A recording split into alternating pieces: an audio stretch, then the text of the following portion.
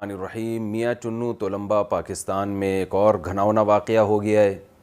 پے در پہ ایسے واقعات ہوتے چلے جا رہے ہیں، لیکن ہماری قوم میں جو شدت پسند لوگ ہیں، مذہب کا غلط استعمال کر رہے ہیں، ان کو ذرا بھی شعور نہیں پیدا ہو رہا، ان میں ذرا بھی خدا کا خوف پیدا نہیں ہو رہا کہ کبھی توہین رسالت کے نام پہ، کبھی توہین قرآن کے نام پہ کیا جس کو چاہیں اٹھا کے مار دیا جاتا ہے، جس کو چاہتے ہیں اٹھا کے قتل کر دیا جاتا ہے۔ بہت سستا ہو گیا ہے ہمارے ملک میں انسانی جان کا قتل، اور انسانی خون بہت ہلکا ہو گیا ہے۔ آپ کو پتہ ہے کتنا گھناؤنا واقعہ ہوا ہے کہ ایک آدمی جس کا دماغی توازن ٹھیک نہیں ہے، اس پہ توہین قرآن کا جو ہے نا کہ قرآن اس نے جلایا ہے، اور اس بیس پہ اس پہ توہین کا فتویٰ لگا کے اس کو قتل کر دیا گیا، لٹکا دیا گیا۔ پاگل آدمی تو شرعی احکام کا مکلف ہی نہیں ہوتا۔ کوئی بھی شخص کچھ بھی کر رہا ہے، یہ تو نہیں کہ آپ نے اٹھ کے مارنا کوٹنا پیٹنا شروع کر دینا اس کو۔ یہ کام تو کورٹ کا ہے، عدالت کا ہے، عدالت فیصلہ کرے گی کہ اس نے توہین کی ہے یا نہیں کی ہے۔ مسلسل پے در پہ یہ واقعات بہت تیزی کے ساتھ ہو رہے ہیں ہمارے ملک میں۔ قرآن کیا کہتا ہے؟ ان جاءکم فاسق بنبأ فتبینوا، اے ایمان والو جب کوئی فاسق خبر لے کر آئے پہلے تحقیق تو کرو کہ اس کی خبر کی حیثیت کیا ہے۔ وَإِذَا جَاءَهُمْ أَمْرٌ مِّنَ الْأَمْنِ أَوِ الْخَوْفِ أَذَاعُوا بِهِ، قرآن کہتا ہے جب بھی کوئی خبر آتی ہے یہ لوگ پھیلانا شروع کر دیتے ہیں۔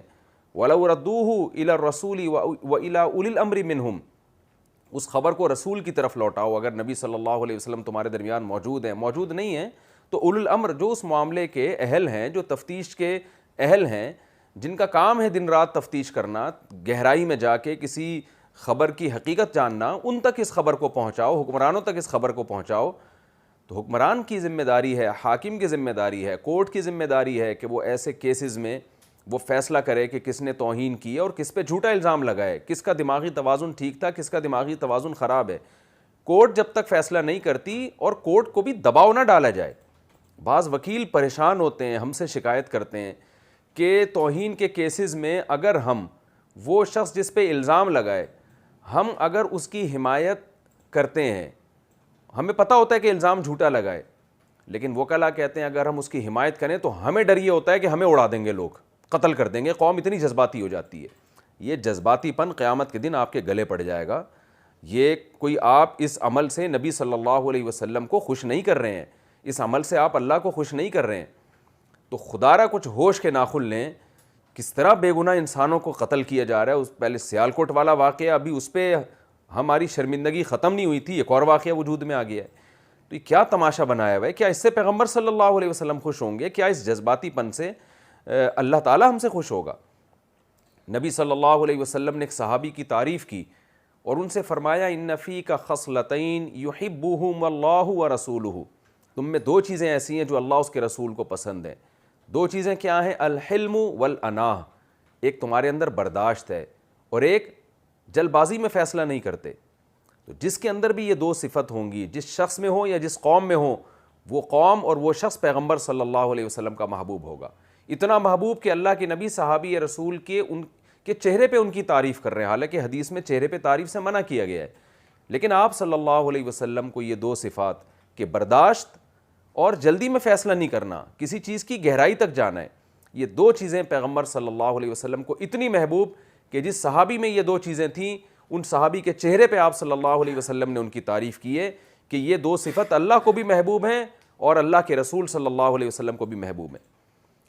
تو یہ جو حالات ہیں نا جس میں دیکھیں، پہلی بات تو یہ کہ اگر کسی شخص کا دماغی توازن ٹھیک نہیں ہے، وہ تو شرعی احکام کا مکلف ہی نہیں ہے، وہ تو کلمہ کفر زبان سے بول دے تو کافر نہیں ہوتا، اس پہ تو کوئی سزا ہی نہیں بنتی ہے۔ دوسری بات، اگر کوئی ہوش والا آدمی یہ کام کرتا ہے تو ہوش والے آدمی کو بھی سزا دینا عام آدمی کا اختیار نہیں ہے۔ لوگ عام طور پہ خود ہی سزائیں دینا شروع کر دیں گے تو پتہ کیسے چلے گا کہ اس میں صحیح کون ہے غلط کون ہے؟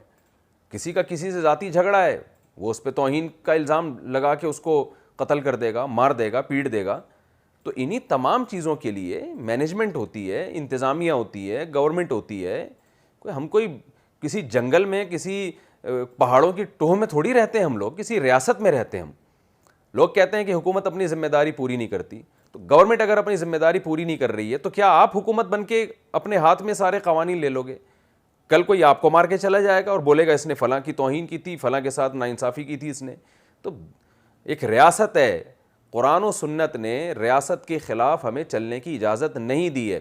اور یہ خوب اچھی طرح سمجھ لیں, ریاست کا حاکم اگر فاسق اور فاجر ہوگا تو بھی نبی صلی اللہ علیہ وسلم کا حکم ہے کہ جائز چیزوں میں تم نے اس کی اطاعت کرنی ہے, انتظامی چیزوں میں تم نے اس کی اطاعت کرنی ہے, جب تک کہ تمہیں 100% خلاف شریعت حکم نہیں دیتا وہ.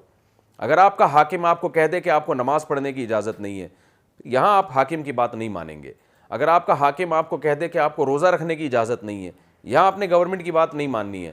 لیکن جہاں سزاؤں کی بات آئے گی, دیکھیں اسلام میں حکم ہے چور کا ہاتھ کاٹا جائے, لیکن کبھی آپ نے کسی کو سنا فتویٰ دیتے ہوئے کہ کوئی شخص چوری کرے تو دوسرا شخص جا کے اس کا ہاتھ کاٹ سکتا ہے؟ کبھی آپ نے دیکھا؟ اسلامی تاریخ میں ایسا کبھی بھی نہیں ہوا کہ کسی نے چوری کی اور ایک عام آدمی نے اٹھ کے اس کا ہاتھ کاٹ دیا ہو. تو یہ قتل کرنا, توہین پہ, یہ سب یہ گورنمنٹ کی کام ہے.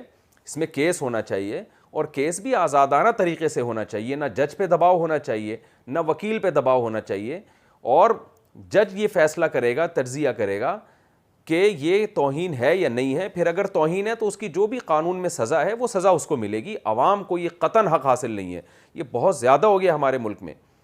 مجھے یاد ہے چند سال پہلے سرگودا میں ایک واقعہ ہوا, ہمارے ایک دوست نے بتایا کہ ان کا کام تھا مقدس اوراق کی حفاظت.